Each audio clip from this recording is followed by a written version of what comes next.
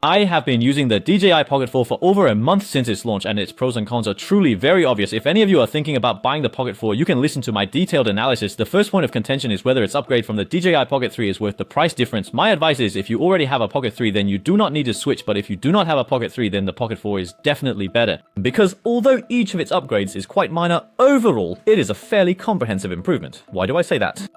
First, these two buttons are very useful.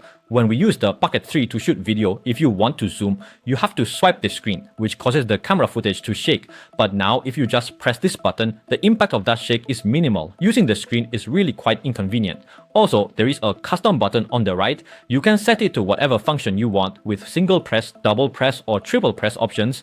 Also, the joystick feels much better than the previous generation. The last one felt short and flimsy, but this one is truly great and very comfortable to use. These points are what I consider the biggest upgrades, as they really impact daily operation. Now let me talk about a few upgrades that aren't quite as comfortable. First is the gimbal clamp. This gimbal clamp is designed to lock the camera in place. When it's clipped down, the camera won't move around. If you just toss it in your pocket or somewhere else, the gimbal itself won't be affected, but the camera lens still risks wobbling. Plus, the case it comes with is soft, as you can see, so it offers basically no drop protection. That's why I'm considering whether to buy a new protective cover, like the one for the previous model, that can wrap around half of the camera. But thinking that disassembly is a bit troublesome, I got this set of accessories. These are third-party, all from Little Koto. These accessories come together because they offer slightly better value for money. Let's compare it with the bag that came with the unit. Isn't it very soft? I really feel it offers no drop protection at all, but this case has a hard exterior. It's molded to shape. I've put it in my camera bag before and it's fine when stored like this. I've taken it out several times already. I place it in like this. This side is for the unit, and this is also a litho-photo light. It's magnetic, but I usually just tuck it in here.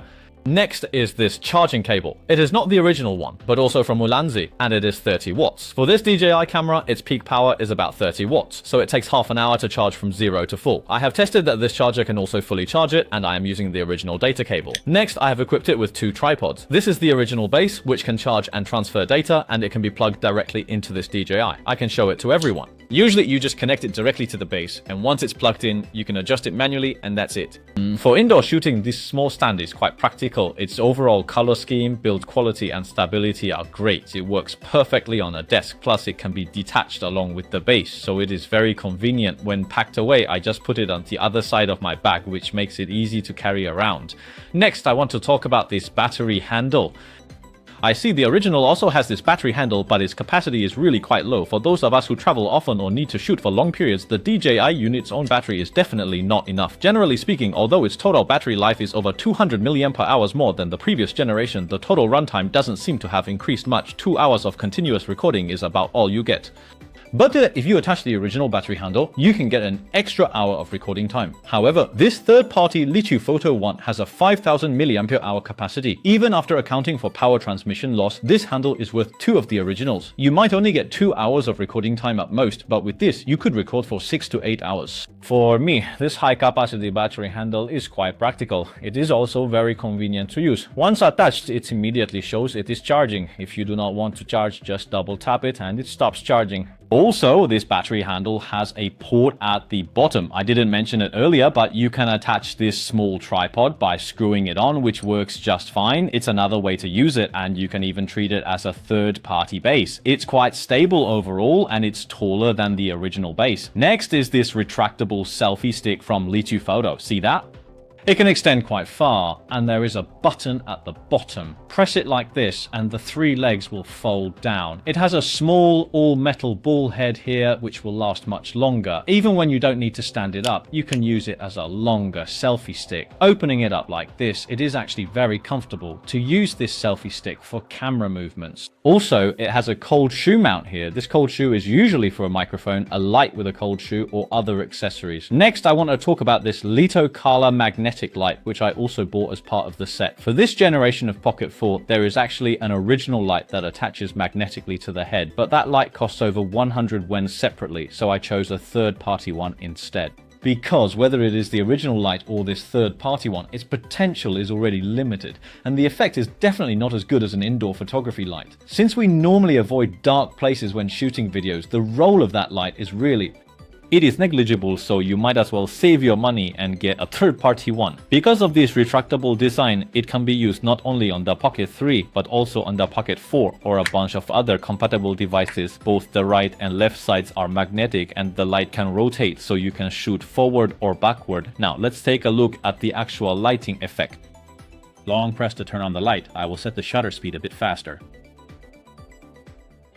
You can see it has multiple LED beads inside. These are white beads. A single tap switches it to warm light, and the final setting combines both white and warm light. Now I will set the shutter back to normal. This light is actually quite bright, so for typical low light environments, this little light is definitely enough. If you feel it is not enough, you can get another one for the right side, as 2 lights are certainly better than 1. The last accessory to mention is this tempered glass screen protector. I also chose the one from LKT. This film is extremely clear and the edges have a 2.5D finish, so it looks like it is not even there once applied. The effect is very good, so if you are going to use a screen protector, you should go for this kind of ultra clear one.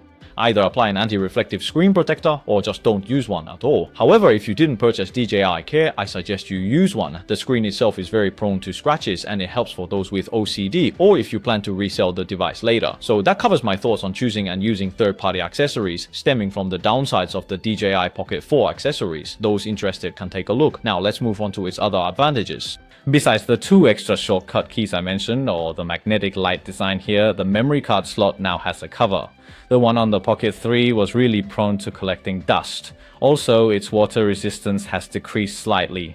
Although the Pocket 4 is not waterproof, if you splashed water on the Pocket 3, it was really stressful and you wouldn't even dare to turn it on. Also, it comes with 107GB of high-speed storage, which is much better than buying those cheap, low-quality cards. Finally, I want to mention the improvements in photo and video quality. For most people, the upgrade isn't huge, but if you do any serious creative work, the better image quality is quite useful, with video quality being about 20% better.